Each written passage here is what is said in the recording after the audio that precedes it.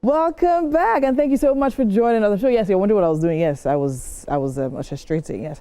Okay, so right now we're about to have a very interesting conversation with Angela Onuora. Now, she is the founder and chief creative officer of This Niger Girl Studios, Inc., and she is an award-winning interdisciplinary artist, director, producer, writer, actor, TV host, and concept developer. Now, she's here to talk about the many things she's been up to. Welcome to Wake Up Nigeria. How you doing? Thank you for having me. Thank you so much for being here with us. It's amazing having you here. I love your accessories. You're so lovely. So lovely. Okay, so Afrifa started, right? Yes. I had the pleasure of actually being at the opening night on Sunday. Oh, wow. And it had the Minister of Tourism was there. I mean, it was an amazing night. It was amazing. Of course, a movie showing at the opening a movie, and it was really good. Yeah. Seeing and looking at where Afrifa has literally started from, because I'm a producer myself and I've directed a couple shorts as well. Wow. And I mean, it's amazing. So you're definitely a part of it. Yes. This particular year you have show screening. So tell us all about that. I have two films screening at Afrifa this year. Okay. The first one is The General Son. It's a thesis project from my MFA. I did an MFA in film at York University in Toronto. Shout out to York U. Yeah. And so it's a 20-minute short film about a dictator who is trying to He's trying to test his son, but he doesn't realize that when you have your children become a fuller version of yourself, an extension of you. So he learns that the hard way. Okay. It's a thriller drama, dark drama. Okay. And then the second one is a feature documentary film that took me about 5.5 years to make. Whoa. Yes. It's about the Canadian efforts during the Biafran airlift. I found out after I moved to Canada that Canadians were involved in what became the largest non-governmental airlift in history. The only bigger airlift in history is the Berlin airlift during World War II, and that was a governmental effort. This was purely churches, charitable organizations, people coming together to come and fly food into Biafra to save starving people. Oh, amazing. Yes. I think these are very particular stories. It is. And I mean, I just want to know, like, why do these stories pick your interest? Why these stories? I always feel like the stories pick me. I don't pick my stories. Oh, really? Okay. Yes. Because sometimes when you have this hunch, and you would know this as a producer, right? Yes. When you have this hunch to make a film, it doesn't let you go. True, it doesn't. Until you make it, True. you have to make it. True. And so that's pretty much what happened to me with this film. I learned about, once I just found out through my father-in-law about his, the Canadian involvement. I was like, wait, there were Canadians in Nigeria? And then I found out that, one of the Canadian planes crashed. And the 4 airmen are still buried in Nigeria till date. Yes, and they never got flown back. So I said, you know what, I really have to make it. Yeah. So I think it came full term for me full circle, when the children of those airmen came to watch the film in Toronto. Oh, wow. Yes, and I then understood that this story wanted to be told. Yes. Oh, amazing. So, and then you did that telling of the story. Now let's talk about the period. I mean, shooting it, literally doing the casting, through the production process. So walk us through It was a long, tedious process.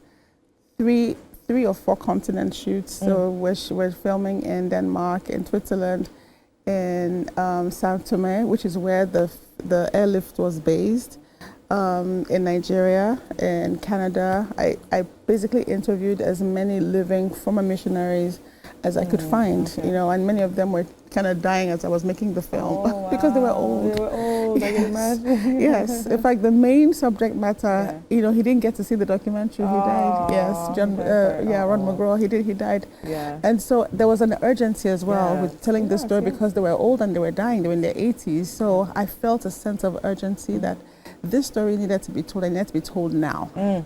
Because when we keep losing these stories, we lose a potent piece of our history, and then it's not something we can get back. So I would say to anyone who's listening out there, if you have family members who are older, in their 70s, 80s, sit down with them, record their history. They have so much to share, and they do. Yes, they do. And and it might even be about your own family history.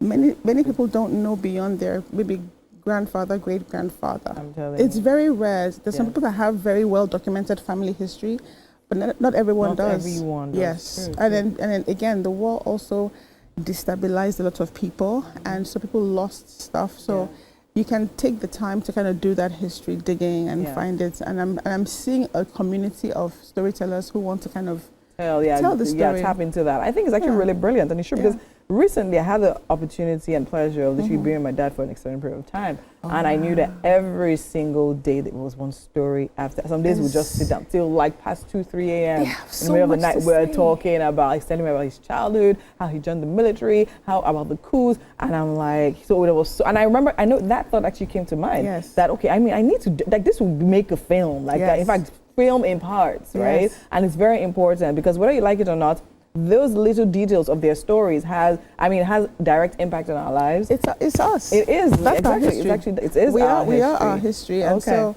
it's we're not complete without the fullness of who we are. Yes, and the fullness of who we are, half of that is our history. And so if we don't know, like it's said that if you don't know where you've come from, you can't know where you can't go where you're going. So to, it's important that we do understand what our history is, and then have that kind of reconciliation. I do believe in reconciliation because it is time to start building that story of peace, of love, and of oneness. It's so important. It's very, very important. I mean, Rwanda did it, so we can't do it. Yeah, we absolutely can do it. All right, now let's talk about the fact that this film's actually showing at AFRIF and the impact. What impact do you think, I mean, the coming together of an event like AFRIF has on this type of stories? Listen, screening at AFRIF was a dream, and to not to screen not one film but two. Yes, it was like what so I was really excited and that's actually why I came back to come and screen at AFRIF, screen at a few other film festivals as well, and but tomorrow, because it's a double screening back to back, for me it's an event, that for me that shows my work, my hard work. Yes. The culmination of the past 4 or 5 years of my life, and the excellent team that I had to work with. My goodness, I think that was the best part of working on the documentary. It was the team, from the editor to the music person to the animators to the illustrators. Everyone was just. Everyone wanted to work on the project. And they felt like they bought into the story. They wanted to work on the project. In fact, my editor chose. He said, "I want to work on this film." Everybody that worked on it wanted to work to the music. We had Ilbliss who did a song. I wrote the song, and then Ilbliss did the rap for us. So yes, it was. I mean, it was such a beautiful experience, to be honest, to have such amazing people to work with and to produce something that takes it from your vision into reality and make it bigger. It was really a blessing. So Screen at AFRIF is just. I hope people please come watch it. It's at 5:30. It's a landmark cinema in VI. Please come watch it and please let me know what you think. All right, we'll definitely be there 5:30 p.m. That will be tomorrow. Tomorrow, Wednesday at Landmark, definitely. And we'll be there to support, of course. I mean, the story itself is one that should actually draw us in, if nothing. Come and learn about your culture. I mean, about your history. I mean, these things happen, right? And of course, Nigeria is a part of that story as well. Now, let's talk about, I mean, AFRIF this year and all of that. Are you working on other projects? Absolutely. I'm currently working on a feature film called The Red Rapper. And The Red Rapper is the story of a wartime rape survivor who encounters the man that raped her during the war, and she wants justice. Oh, wow. And so it's going to be a bit of a legal procedural and, drama as well. She was going for justice, not revenge. Not revenge. That's interesting. But maybe revenge, maybe. All right, maybe revenge, but through the right channels, right, of justice, through the justice places. All right. When do we have a date when that will be out? Right now it's in the development process, so we're still trying to make it. Hopefully we're going to go to camera next year, so that's our goal, and then release it by hopefully early 2027. All right, amazing. I wish you all the best for tomorrow and for next year as well. In fact, for life. Yes, thank you. I mean, I trust that you're definitely going to be doing amazing things, telling the stories. Absolutely. I love the fact that your stories seem very genuine and very rich. right? And from a very different yes, perspective. Absolutely. Thank you so much, Win. You're welcome. I hope to be back here soon. Absolutely, definitely. We'll be having you soon as well. Thank you so much for giving us your time today as well. All right, so you headed right here. So tomorrow, 5:30 p.m. at the Landmark at the Frith. We'll be showing 2 amazing films. All right. Right about now, we're going on a break. Do stay with us. We still have so much more coming up right here on Wake Up Nigeria.